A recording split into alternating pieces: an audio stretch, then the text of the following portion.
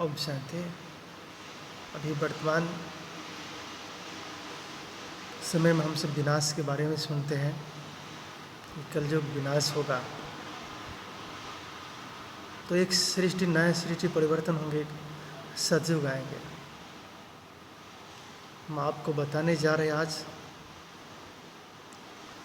कि अब सृष्टि में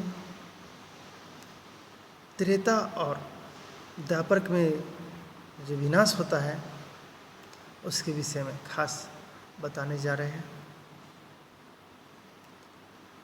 त्रेता के समय में जब लास्ट राजा, त्रेता का लास्ट गद्दी दिन के टाइम सभी देवी देवताएं पिकनिक मनाने के लिए अपने पुष्पक विमान से कोई समुंदर के पास, कोई भारत के अंदर, कोई दूर दूर तक, लंदन, अमेरिका, वो तो जगह नहीं रहा, जगह स्थान बाबा के सेंटर जितने भी खुले हुए विदेश में, वो स्थान को विनाश नहीं होता है तो इस स्थान पर जाते हैं पिकनिक मनाने के लिए। और इधर त्रेता युग विदाई ले रहे हैं। उसी समय में खास रावण के 5 विकार को प्रवेशता हो जाता है सभी नर नारी में। तो वहाँ खास करके जब पुष्पक विमान पवित्र देवताओं ने रचे हुए हैं, अपवित्रता के कारण से वो नहीं उड़ पाते हैं, जो जहाँ रहते हैं वो वहीं पर रह जाते हैं। जिस प्रकार आपने समझा होगा प्यूरिटी का, पवित्रता का इतना महत्व है, जिस कारण से पुष्पक विमान कोई एक्सीडेंट नहीं, कोई समस्या नहीं। तो इतने भी बटन दबाते हैं तो उड़ नहीं पाते हैं, वो बिल्कुल नहीं। तो उस समय में खास करके देवताएं जो भी रहते हैं, चाहे विदेश में, वही रह जाते हैं।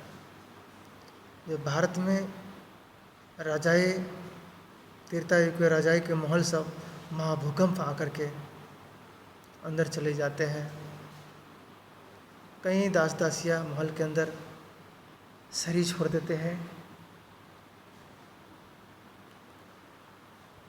इस प्रकार और जो देवताएं अपने भारत के अंदर में पिकनिक मनाने जाते हैं, वो देवताएं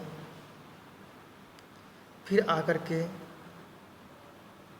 उसमें से, खानिया में से निकाल करके फिर नए राजा विक्रमादित्य जो नए बिल्डिंग का निर्माण करते हैं। इस प्रकार से द्वापर युग को शुरुआत हो जाता है। और भूकंप के कारण से भारत के जमीन, पृथ्वी, अखंड भूमि, इसमें थोड़ा टुकड़ा टुकड़ा हो जाता है। जहाँ समुद्र घुस जाता है, पाकिस्तान, बांग्लादेश, जहाँ खाड़िया हो जाते हैं, इसके कारण से धरती के भूकंप के कारण से कोई ऊंची पहाड़ी, बड़ा बड़ा पहाड़ी हो जाता है। सतयुग में इतने बड़े पहाड़ी नहीं होता है, तो वो बड़े बड़े हो जाते हैं। देश विदेश में जो देवताएं लोग जाते हैं पिकनिक मनाने के लिए, तो वही रह जाते हैं। वहाँ मुस्लिम धर्म के आत्माएं, क्रिश्चियन धर्म के आत्माएं परमधाम से अवतरित होते हैं। तो वो कुछ सालों के बाद इस भारत भूमि की तरफ स्टीमर बना करके आते हैं। देखते इतना था धन संपत्ति, फिर लूट करके, जैसे बाबा मुरली में बोलते हैं, मोहम्मद गजनबी ने भी लूट कर ले गए सोमनाथ मंदिर को। इस प्रकार से वो बढ़ते जाते हैं। और भारत पर सबको इच्छाएं, क्रिश्चियन को, मुस्लिम को, सबको इच्छा होता है इतनी संपत्ति लूट लूट कर ले जाते हैं, अपने मस्जिद में, अपने चर्च में लगाते हैं। तो इस प्रकार से जो त्रेता और द्वापर का विनाश होता है, जिसमें बहुत सारे संपत्ति अंदर, जो बाबा ने बोला है कि पतित मनुष्य देवताओं को भवन कुछ भी छू नहीं सकते हैं। ये भी कहा है बाबा ने कि इस पतित दुनिया देवताओं का पाँव कर नहीं सकता है। इस प्रकार से त्रेता का और द्वापर का विनाश होता है।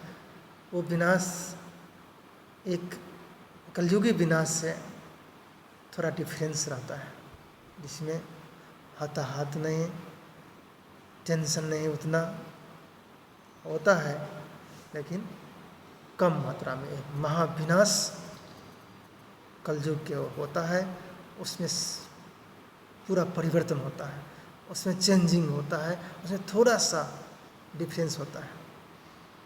इस प्रकार से त्रेता और द्वापर का विनाश होता है। ये गुह्य राज मैं आप सबके बीच में रखा हूँ। मेरा थिंकिंग है, जिसे बाबा बोलते हैं ना कि मुस्लिम धर्म की आत्माएं या क्रिश्चियन धर्म की आत्माएं तो भारत में कैसे आएंगे। डायरेक्ट भारत में जन्म नहीं होता है, उन लोगों को विदेश में जन्म होता है, वहाँ से फिर धीरे धीरे धीरे भारत में विस्तार करते हैं। चलिए, ओम शांति।